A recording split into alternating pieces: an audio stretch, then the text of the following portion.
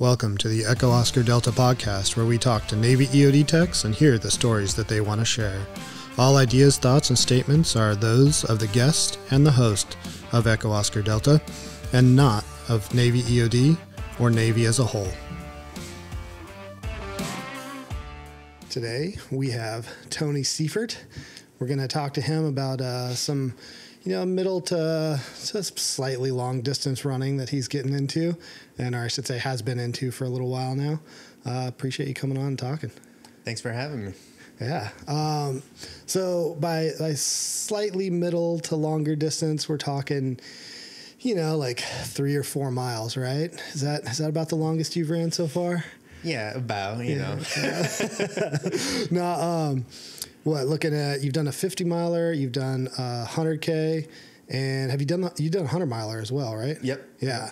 And, so for everybody out there, he's a little bit crazy, but we love him. What got you into just running, but then two, running that far? Well, I guess, believe it or not, when I was younger, I was a complete fat ass. Like, the body shape was that much of a gummy bear, short arms, little legs, big belly. Yeah. So I wasn't really even serious about working out until maybe after high school. Okay. And then that's when I started getting in the gym and, doing your basic bro lifts. Yeah. Back by, chest try. Oh, yeah. Yeah. But, and then when I was looking to join the Navy is when I started running because, as you know, the PST is 1.5 miles. Yeah. And so that's when I really started running. And then my mom actually has always been into running. Oh, really? And she would ask me to do these team relay races with her and her friends. I think it was called the Ragnar. I don't know if you ever heard of those. I have. Yeah, it's the team relays. And then, so I would do that with her and her friends. It was kind of not serious, just something to do, something fun. Yeah. And, that's kind of how it all started. That's cool. Those Ragnars are they're like 5 to 10 miles per leg, or roughly. And I would say the average you're running in a relay race like that is maybe 20 to 25 miles, but it's split up over the course of, depending on how fast your team is, 12 to 24 hours. Okay, gotcha. Yeah, they did. So I've heard of that because another friend that's in the military, she does those Ragnars and actually uses those as kind of like a vacation, where she'll go over to, somewhere in Europe. I can't remember if she just got back or if she's just going, but goes over there with a group of people and does those. And then a similar kind of thing in Guam, they have the perimeter race every year.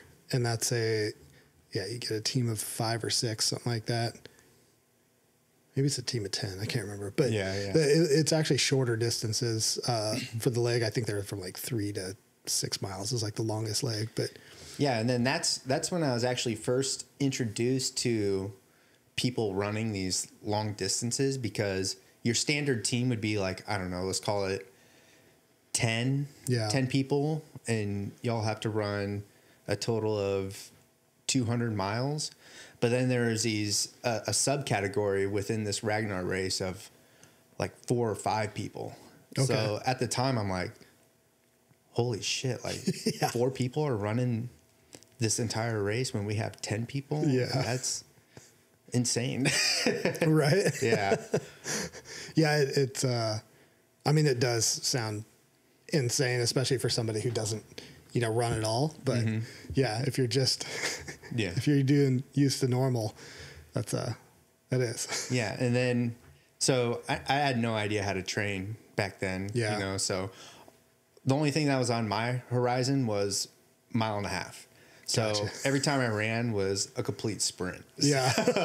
I had no idea of aerobic versus anaerobic. It was, you know, pedal to the floor and then hang on for as long as you can. Yeah. Oh, it's funny that I feel like there's probably a slightly different method to these 100-mile races. Oh, for sure. What took you from, you know, doing these legs where you might be running 10 miles, 15 miles kind of max at a time to, you know, running 100 miles straight? So, okay. So it's funny. When I first walked in here, I mentioned how I was cracking up with you and Dan Bertozzi talking about the carrier. Yeah. But I think that's where it started, where we were on that carrier deployment, and guess what? You can't leave the ship for 206 days. Yeah. And you can only do so much lifting and so much Super Mario Kart and Super Smash Bros. Yeah. So I would just go on the treadmill for like, start off with an hour, and then hour turned into 2 hours, and talk about some mind numbing stuff. Like, running on a treadmill is worse enough, but running on a treadmill is still staring at a steel wall in front of you. But that's when I started kind of dabbling in these longer, more frequent, high mileage weeks. Okay. It was on the carrier. And then when I got off, I was like, damn, I'm in pretty good running shape right now. Let's see where this can take us, you know? And then I, on the carrier, actually read Born to Run, right? And Ultra Marathon Man, the two books that kind of jumpstart every ultra marathon career.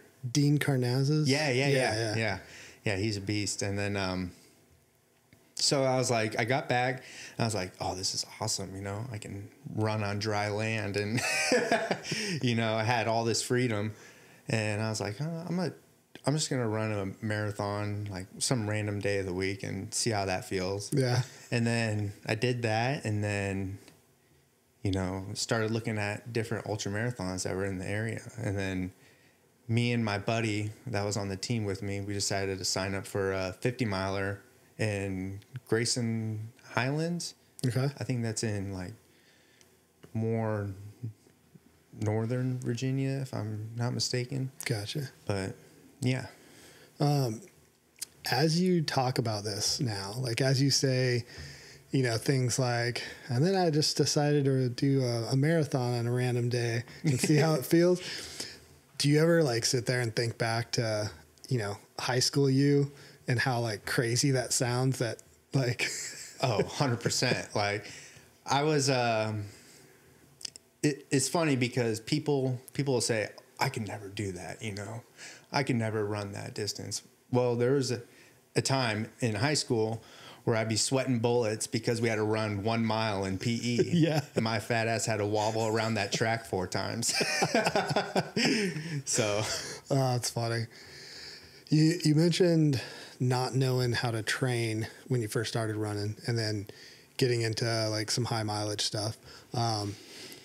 Did you learn how to train through those books, or did you do some like supplemental research as well? Or did you kind of just like learn how to train by like doing something different and then you feeling better? Mm-hmm. So even leading up to that 50-mile race that I did, it was a lot of, if I run fast, I'm going to get fast, you know? Gotcha. That was the mindset I had. And I was like, it makes perfect sense to me, you know? Like, if you want to get faster, you have to run faster. So still, every single run, no matter what the mileage was, it was like, I actually had a rule during that training block. It was, I wasn't going to allow myself run slower than an 8-minute mile throughout the entire plan. Yeah. You know, no matter at what point during how long the run was, or at what point during the run. And it was the wrong way of going about it. Yeah,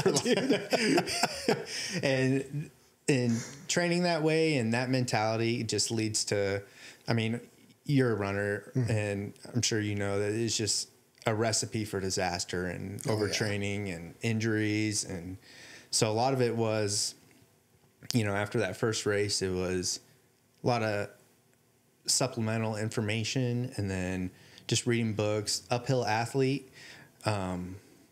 is one that is like training for the mountaineering. I forget what the book was called, but that was huge in implementing into my training plan. Yeah.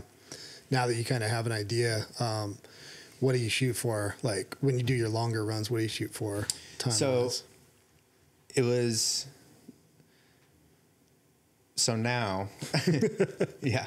So after the 50 miler, I kind of wised up and learned about this thing called zone 2 training, aerobic threshold, all this other stuff. And then it was a humbling experience to buy a heart rate monitor and then find out what your zone 2 was. And the zone 2 is going to be your max heart rate to where your body still utilizes fat instead of glycogen. Yep. Right. And so to get better at that, you have to train in that zone. Right. And when I first started out, it was like 10-minute miles. Yeah. 10, 30-minute miles. I was like, what am I doing right now? Like, but it feels easy, but my heart rate is like up there, you know, and slowly but surely the heart rate starts to go down, pace starts to go up. You know, that's how like Kipchoge, the 2-hour marathon guy, he's running insanely fast, but he's working just as hard as you or I are running a, I don't know, 7 or 8 minute mile. Right. His aerobic system is just that elite, you know? Yeah. So. Yeah, it's interesting. Back when I was really into running, it's interesting because like people have like a natural affinity towards a higher heart rate and a lower heart rate, right? And then there's the standard method of calculating your heart rate, which is what, 220 or 240, right? 240 minus your age, or whatever. 220. So it's the Mathotone method where you take for your higher end of zone 2, it's 180 minus your age. Okay. And then there's actually Garmin actually has a pretty decent setup. I forget what they call it, but they use your resting heart rate and your max heart rate to then calculate like a more accurate, you know, zone method thing. But it's interesting because there's a bunch of different ways to do it. But I remember back in high school, this one dude, Matt Lay, that he had a really low heart rate. So like we could be out running, you know, I don't know, running 6:30 pace for like 8 or 9 miles. Right. And his heart rate would be like 150. And if he got into like 160, dude, he was sprinting. And my heart rate just like jumps up, and it always has. It just jumps up to like 170, 180, 190. And it like, I just stay there for a long time. You know, it's just riding the high, dude. It's crazy, but it's interesting that as you train smarter, even if you have like a naturally kind of high heart rate, it just starts dropping. And then it's that weird thing where you're like, okay, my heart rate's dropping, but yeah, my pace is going faster. You're like, yeah, I mean, how there's is this possible. There's definitely this like awkward, humbling period where you're basically trotting out there and you're seeing these studs like sprint past you is what it seems like. You're like, I could fucking catch that guy. I know I can. Yeah, it takes a lot of what's that word? Self-control to not just like, because especially being in communities like this, like, all you want to do is beat people, you know? Oh yeah. And if you go out for a run with the platoon or something, it's always, you know, whoever's in first that's the goal, you know? Yeah. Everybody's like, oh, we're going to take it easy today. And nobody takes it easy from the beginning. It's like, all right, guys, let's go out for a zone 2 run. And it's like, what? No. Yeah. That is not what we do here. Yeah. Going to your first 50-miler race, where in that did you start to feel like, oh crap, this is a different kind of race, a different kind of event than I've done before? Or was there even a point? It's kind of weird. I was actually thinking about that this morning. Is for me, it doesn't matter if it's a 10-mile run, a 20-mile run, 30, 40, whatever. It's always the last 1 or 2 miles that seem to hurt the most, because you go into it with that mindset like, okay, I have to run 50 miles, like, you know. And it would be completely different if someone was like, you run 20 miles and you think you're done, and they're like, all right, run 30 more, you know, like happened in dive school. yeah. You run a PST as fast as you can. Okay, do it again. You're like, oh shit. But nothing really came to me like that during the race. It was nice to be in that competitive, you know, field. Yeah. And actually racing toward against other people, because, as you know, like, training for endurance sports is kind of a lonely sport, you know. Yeah. It's a lot of hours by yourself on the trails or on the road, you know, on the bike. So yeah. Was there in that race, was there any like parts where your body started doing weird things, like, you know, I say weird, but it's kind of a normal, like getting blisters or getting chafing or, you know, having troubles with anything? Or did you get through pretty decent? I actually got through pretty decent on that one. Nice. Nothing crazy. Body glide is my best friend in events like that. You know, definitely lube myself up, my legs and my nips for sure. And then I experimented a lot with the fueling strategy beforehand, because I kind of knew I didn't know how to do it. I just knew I needed to fuel during it. So every aid station, you know, these ultra races are like eating contests. Yeah. You know, you pull into these aid stations and they have a table full of quesadillas, chips, M&Ms. It's like a diabetic dream when pulling into those aid stations, you know. So yeah, nothing really crazy happened during that one, but nice.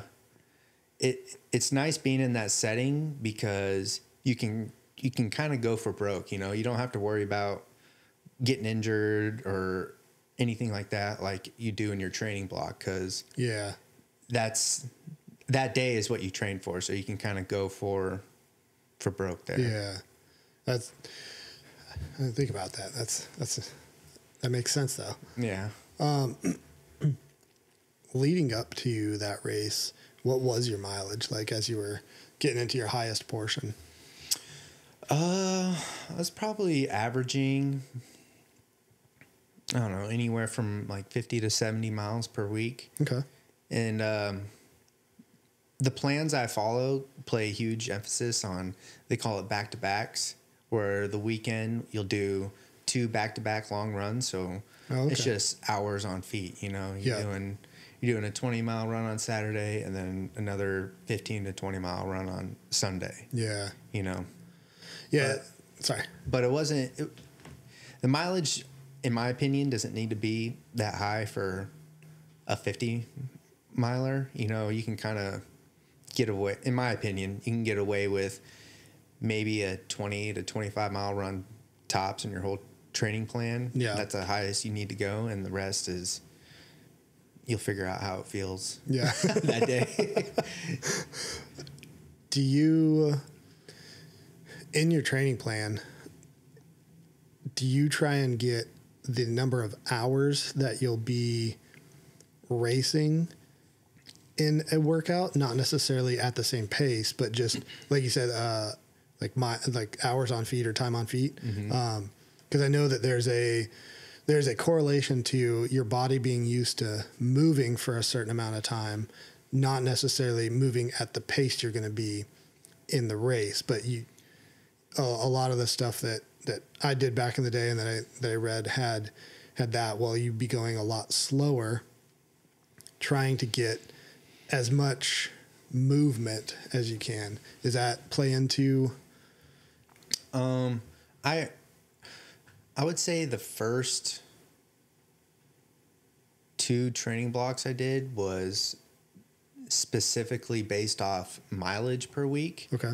And just because I grabbed a snapshot out of a book, and that was I didn't know any different. And I was like, okay, that's easy enough to just follow the mileage. I had it all laid out. But the mountain races are weird in that it's hard to pace for, because you have these elevation changes and you don't know how technical the route's going to be. So you can't really go off pace. But one thing that did really save me is the stair stepper. Yeah. Stair stepper and box step ups with some weight. Like being from Virginia Beach, training there. Where we have tons of elevation. Oh yeah. The highest mountain is Mount Trashmore, So that paid huge dividends in leg endurance in that race. Yeah. So your first race was a 50 miler, and then you figured, well, do it like everything else, right? And double it. Well, not double, but 100K. 100 Oh, that's kilometers. right. That's right. Which, what is that? 62. Yeah. Okay. 62. Yeah. So still a little increase there. Was that did that make much of a difference when you raced that one? Just that extra 16 measly miles? So funny story about that one is, that one was supposed to be in Tahoe, and I grew up in Las Vegas. So my family is still in Vegas, and I was like, perfect.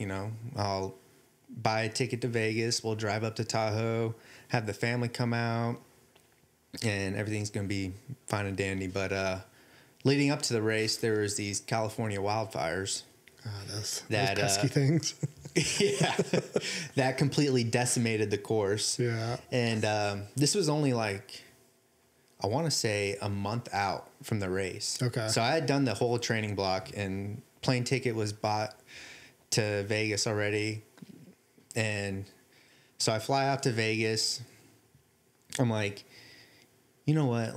I did the whole training block.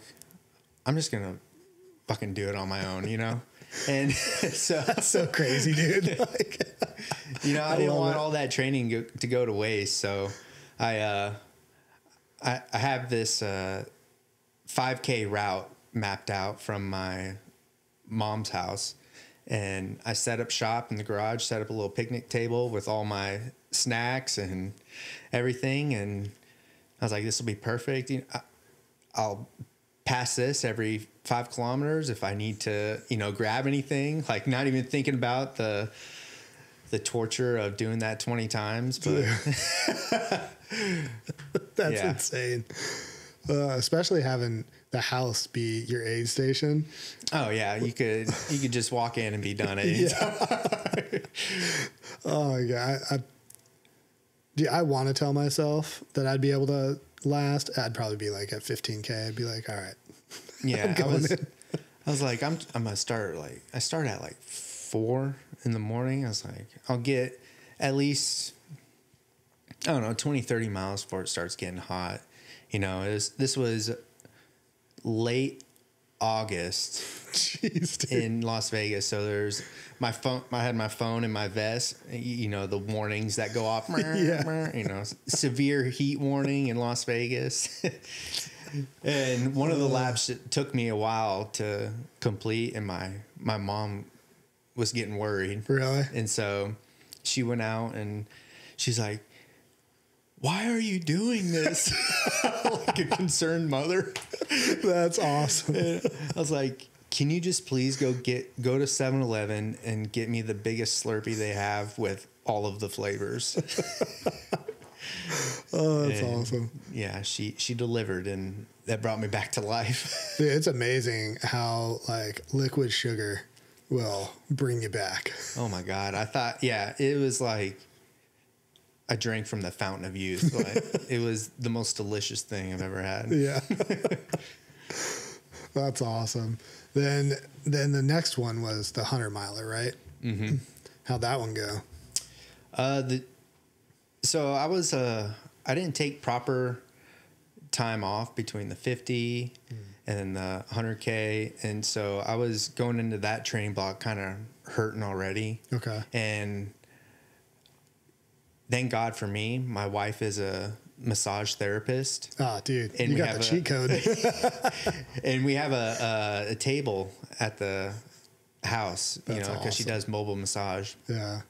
And God bless her, every Sunday, if not sometimes twice a week, she would work on like just full legs, feet, everything. Dude, that's awesome. Yeah. I honestly don't think I could have gone to that race, towed the start line without her working on me every week. Yeah. Because I was pretty banged up going into that one. What kind of stuff was happening? Just, I was feeling some plantar fasciitis. Oh, dude. It was mostly like feet, ankle, and okay. Feet and ankle stuff. My knees, hips never really bother me, but everything's connected, and yeah, it's where you're feeling the pain. It isn't usually the problem. It's somewhere up or down the kinetic chain on the body. So having her work on me definitely helped. Dude, that's awesome. Yeah. Was the 50 miler to 100K? That's what 12-mile difference, right? Mm-hmm. Then adding on another 38 miles to that. How was that, like, actually getting into the race? And like me just thinking about it, right? Thinking about if I'm doing a 100K and I've already done a 50 miler, like, okay, that's not too bad, right? Like I can get to 50 miles and be like, okay, I'm almost there, right? Mm-hmm. But either the 50 mile or even the 62 mile, I feel like mentally after those points be like, holy crap, dude, I've still got like at least half to go, How was that mentally? And then the physical side too. Well, so this one was the first one I actually had somewhat of a pacing plan, because it was a 20-mile loop through like the, I don't know if you want to call them mountains, in Uwharrie National Forest. Okay. But it was some pretty decent elevation gain and loss each lap. It's 20 miles, like maybe somewhere between 3,000 to 4,000 feet of elevation gain each lap. That's pretty good. Yeah. So throughout the race, it adds up. Yeah. So I wanted to complete each lap in 4 hours. Okay. 4 to 5 hours, and that would put me at around a 24-hour finish, And this race was awesome in the fact that I had my wife and my mom come out, and they were crewing me the entire time. Nice. And the race directors were giving them shout outs like, you two have been out here all night. Like, they were up, just as long as I was, because they're worried about me going out there. But yeah, the first 3 laps, I abided by the pace plan. So I did 60 miles, little over 60 miles in 12 hours. So I'm like, all right, I'm crushing this. Like, and my wife took pictures at me coming in on each lap, And so after the first lap, I'm all smiles, fist bumps. Second lap, same thing. Third lap, same thing. Coming from the fourth lap, going into my last lap, and I'm just like, fuck. I don't want to go out again. Yeah. But I had my old OIC. He actually drove out there, and he was going to pace me on the last lap. That's awesome. That was fucking awesome of him. Yeah. And for him to drive out there, it's like a 4 or 5 hour drive, and to run through the night with me, you Yeah. know, well, that lap took about 6 or 7 hours, but you know, for him to do that was awesome. You know, shout out to him. And then, yeah, you were asking about weird things happening to my body. Yeah. On these 100-milers. On the last lap of that 100-miler, I had hiccups for like 5 hours. Dude. It was the most annoying thing. It was. I was like, I can go faster right now, but I can't breathe, and I'm hiccuping. That's terrible. My body was just like, "You want to do this to us? Like, okay, I got you." Yeah, we're gonna give you hiccups for 5 hours.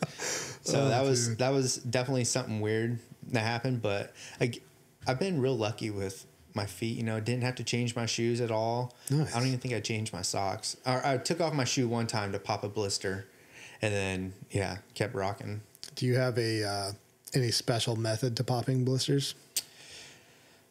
Just find something sharp and Okay. I know like some people like to pop it, cut it, super glue, and like paste it down so it doesn't. But then other people, like, their bodies don't need that. It's just find something sharp, just like you said. My mindset, I was like, I'm going on the last lap. I mean, it hurts already, so let's just get this over with. Nice. I didn't bring it up for the first race for a reason, because I wanted to get to that. So that's the last one you've done, right? Yeah. And then there's another one you're training for. But so how did you do on that first one? The first one did pretty well, actually. Got 4th place. That is pretty good, man. Yeah, it was good enough for whoever showed up that day, you know. I mean, for not knowing how to train, you know, for this specifically, right? And then your first one, like, I feel like 4th place is pretty good, dude. Yeah, I attribute that to lack of brain cells. Hey, man, sometimes that helps. Yeah. And then on your 100-miler, how'd you do? Same, 4th. So right outside top 3 on both, which is eating at me. But yeah, it's funny because, you know, like that sounds pretty awesome to get 4th. You know, it's 2 competitive races down, 3 like long, very long races, right? And 4th for both. But yeah, I can also understand like 4th is like, gah. Yeah, and props to the guys that finished, you know, 1, 2, and 3 on that 100-miler, because I was in 3rd for a while, and then the guy who ended up getting 1st, you know, I was on my last lap, and I was power walking up a hill, and he just runs by me up the hill. Really? And I'm like,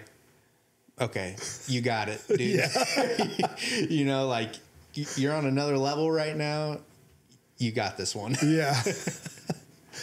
Did you know where you were? Like, were you tracking where you were pretty consistently throughout the race? So my mom and my wife were tracking me, and they were kind of telling me each time. And there was one aid station where it was out and back. Okay. So I can kind of gauge who was in front of me at that little section. But, you know, when you get 80 miles into a race like that, like, you're by yourself a lot, surprisingly. Yeah. For how many people are out there, you're like, where is everybody? You know, it's just everyone's so spread out. And so, yeah, they were my main concept of knowing where I was in the field. Okay. So on that 100-miler especially, I'm thinking, right? So you said you're pretty consistent with 4 hours per 20 miles for the first 3. And then, so that's 12 hours, right? Mm-hmm. And then the next one about 4 hours as well, or so the next one, I fell off a little bit. Okay, it was like 6 hours, I want to say. Okay, so you got 18 hours, and then the last one you said about 6 hours, or? Oh no, the last one was was like 8 hours. Okay. Yeah, because I think I came in around 26 hours. Okay. So 26 hours out there, right? It's hard enough to stay up for 26 hours, just like, and not go a little bit crazy, right? But then you're asking your body to burn more than a couple calories during that time. I can imagine that you started maybe seeing things. Oh yeah. That weren't there. Oh yeah. especially on the last lap, like every tree that was turned over, or if there was a big boulder out there, I'm like, how did that pickup truck get all the way out here? And then I'd run up on it and be like, oh, okay. Like I thought, it was like, I knew how many aid stations there were, and it didn't matter. Every time I saw one of those, I was like, oh, pickup truck, like someone's handing out water or something. Yeah. And then my buddy who was with me, he was like, is that an owl? And then there's like this wasn't a hallucination. I was like, there's like a little owl perched up right on the trail, just staring at us. Really? And yeah, it was, that was weird. And yeah, he definitely had my back in that, because there was at one point where I was climbing up this steep incline and there's like a drop off on the other side. Yeah. And he was hiking up behind me, and I kind of, get a little dazed and like fall backward a little bit. And I just feel this hand go, I got you, buddy. Just gently pushes me back onto the trail. Yeah. That's awesome. I've this to show you how much of a nerd I am. I've watched several documentaries about, different people that have done the 100-mile races and whatnot. And yeah, almost all of them have like somebody that paces them near the end for, if nothing else, just like literally a safety reason. Yeah. Yeah. Safety, 100%. Yeah. You're using so much energy, and dude, yeah. That's a lot. I would say a pacer is more of like your guardian angel at the end, making sure you're still eating food, you're still hydrating, and not falling off at any cliffs. Yeah. Like I almost did.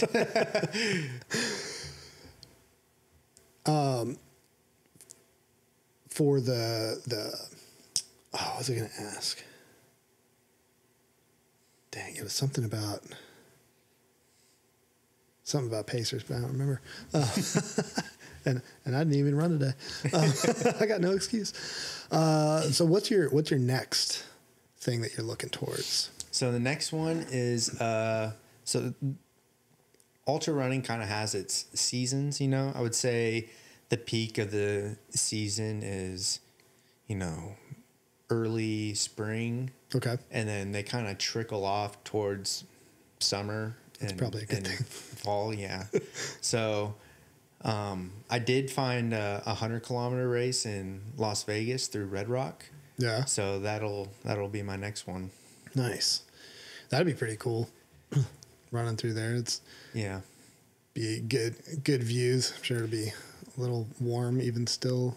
Yeah, I'm stoked just because, the family will be there, and, have a comfortable place to stay. And the wife is really supportive. She always comes out, and she'll even ride in Virginia Beach. She'll ride her beach cruiser next to me while I'm running, keep me company. That's awesome. So, yeah. Nice, dude. Oh, dang, I had something else. I'm losing it all today. Oh, well. So doing that race, do you have like a goal for that race? The 100K? Yeah. Or is it just like...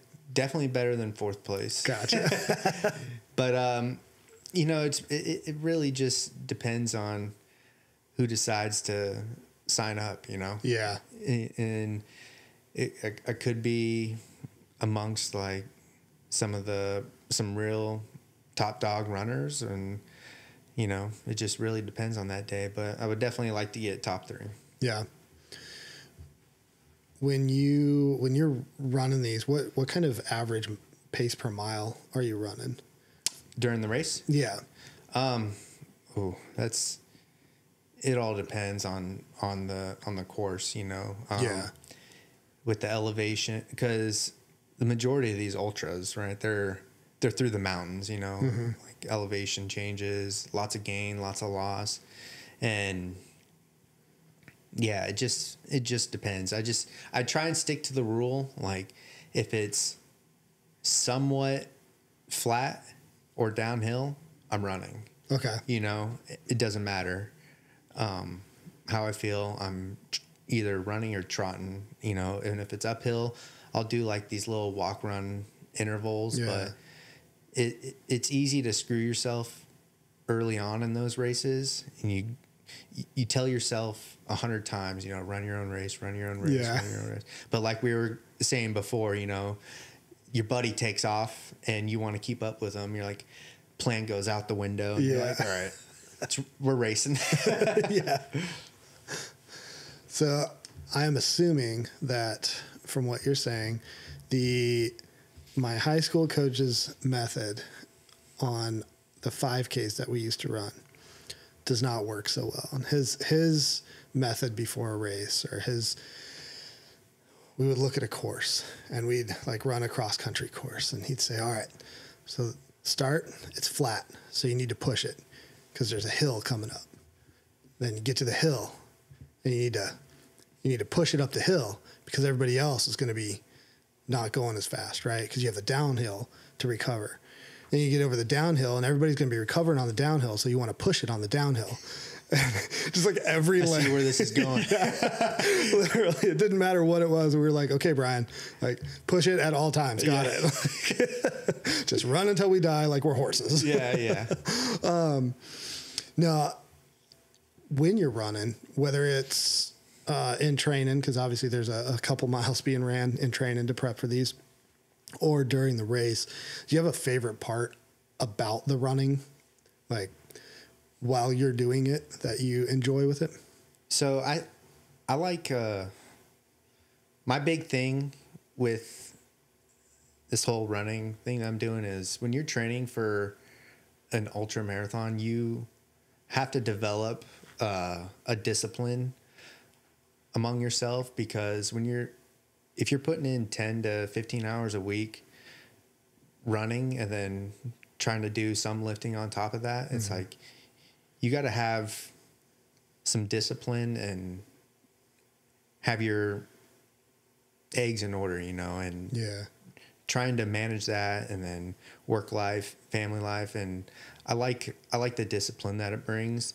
And also just morning runs for me is so therapeutic. You know, it's where you can do all your thinking, and it's just you alone, podcasts, you know, audiobook, or even nothing at all. You can just think about whatever issue you got going on in your life, and you usually solve it by the end. Yeah, dude, same thing. That's my favorite part about, especially the longer runs. Just get out there by yourself. You can have an argument with someone that you can't have in real life, and you can win because it's you playing both sides. Like work through problems. Yeah. Like, do you find that with your running, like if you look before you started, you know, doing a lot of running to now, that you're kind of like at a little bit of a less stressed overall position, or do you think that running helped that at all? I think definitely less stress. You know, if you're all wound up tight, go for a 20-mile run, training run. You don't have the energy to be pissed off anymore. That's you know, true. It's like that'll knock that shit right off. Yeah. Right? You know, and going like I did a long run this morning, and it's just completely sets the tone for the rest of the day, in my opinion. It's just completely chill, relax for the rest of the day. You're like, all right, we can do this, we can do that, whatever, you know. With your working out, are you pretty like lifting weights, working out? Are you pretty specific about the things you do for that side of it, because your main goals are running? I would say for my legs, yes. Okay. Because like we mentioned before, you know, you want that leg endurance and stability when you're running through these technical trails. Yeah. Because when I like to do a lot of single leg stuff because it builds that stability. Yeah. Like I was saying. And if you step on something weird or, you know, not expecting it, your body will correct that if you're doing your due diligence on the weightlifting aspect, you know? Yeah. And it's usually, you know, high volume, trying to get that endurance in there. And yeah, the rest of it, the upper body is just to look good. Yeah. Well, it's working. I pride myself on showing up to the start line, not looking like a skinny nerd. Yeah. So. I was actually going to mention that. That's probably one of the things I forgot, that, like, you know, you think in your head, right? And probably because most of the times when you see on TV or in a book or whatever, right, the typical like long distance runner is usually very skinny in every portion of their body, like a tiny neck, tiny arms, like caved in chest. Yeah, exactly. That it's actually, I think it's kind of cool that, you know, you're able to do so well, and it shows that you don't have to ignore the whole body, right? Just because you're a runner. I used to think you did. Like, I would, way back in the day when I was, you know, seriously running with the 5K in mind, like trying to get scholarship side, I was so small, and like there's no way that I was going to be lifting anything, because man, that's extra muscle mass, and that's gonna cause a problem. Like, yeah, it gets dispelled over time, but back then that's what I thought. Yeah, and I think if you are doing any of the endurance sports, you know, running, cycling, swimming, you absolutely need to be weightlifting just to keep your body healthy. And a lot of people ask me, because I post the runs on, you know, Instagram, and a lot of people reach out to me asking about a running program, lifting, and they'll ask, should I be lifting or should I be, you know, just running? And the answer is yes. You know, you should be doing both, you know. Right. And that doesn't have to look like some crazy amount of training every single week, you know. People would be surprised at the minimal amount of sets you have to do per week to maintain your muscle mass that you already have. You know, let alone if you're a beginner and just starting out, you don't have to do much to build muscle. You know, you don't have to be in the gym for hour and a half, 2 hours. You know, it could be very minimal and you can still get the benefits from both. Yeah. That makes sense. And that's something that I eventually learned, right? Wish I would have known it when I was younger. Could have had more possibilities. But yeah, it's true. Like there's not in fact,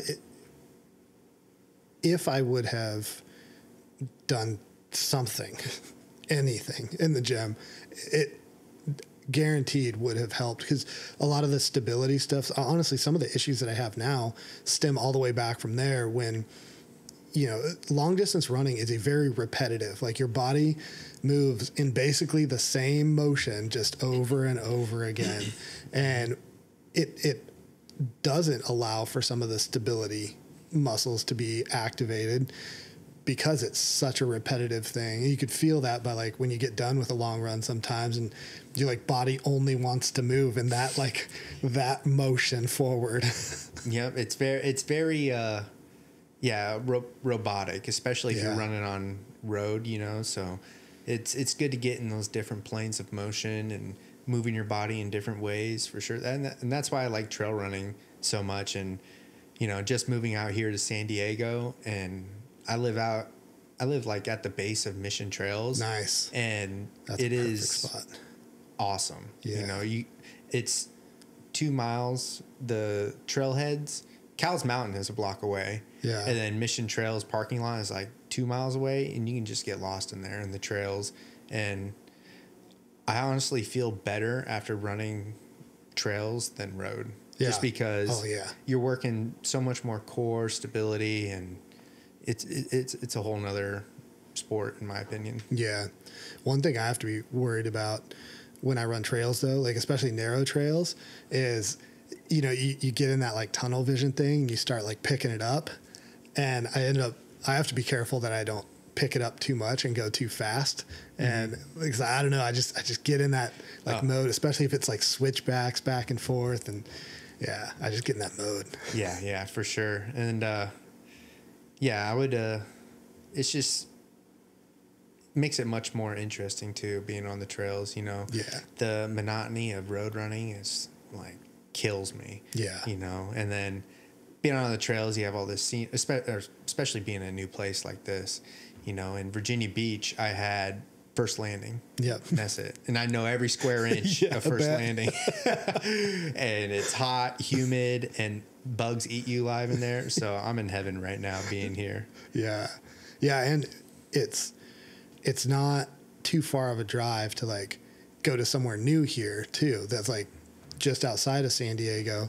You can go for hour drive and be in like a completely different area. That's whole just new, beautiful, different set of trails, trailhead, and even Utah, Arizona, like those aren't far drives from here. I mean, some of the drives to some of the most like cool places would be the same drive if you were going to go to Shenandoah Mountains, you know, from Virginia Beach. Yeah, and that place is all right in my opinion. But, you know, I favor the West Coast, you know, because where I grew up. But, yeah. Same here. I grew up in Northern California. And it's there's just no comparison in my opinion. It's like it makes me laugh when people talk about mountains and then I realize they're talking about like Shenandoahs. I'm like, no, those are foothills. I know a few people that will upset too. It's I know. Me and my buddy on last team would tell our OIC all the time, like, there's no mountains here on the East Coast, man. There's hills. Yeah, sure. Hills with some boulders, but exactly. No oh, that's funny. Yeah, but it's been fun going through this journey and, you know, posting about it on Instagram. I've gotten some backhanded compliments for sure from the boys, you know, like whatever, you know, but it's worth it when someone reaches out and says, you know, you motivated me to, you know, start running again, or you motivated me to start working out. And so it makes it worth it, you know, and that's why I continue to post about it and talk about it, and people will reach out, ask for help, and it's definitely rewarding for me. That's awesome. Yeah. I'll ask one more question, and it's related to the backhanded compliments. So how many times have you heard you're just running away from your problems? That one many times. And who hurt you? Right. I promise I'm okay. I'm good. You know, it's just some people like to work in a wood shop or work on cars for the hobbies. I like to, you know, work out and run. You know, those are my hobbies. So. Yeah. I like it, man. Well, I appreciate you coming on and talking about it. And hopefully it motivates somebody out there to get running or something, you know, find something to do that like is physically active to get them in a good space. Yeah, just get outside and get some movement in. Yeah, absolutely. Hey, I appreciate it, man. Thank you.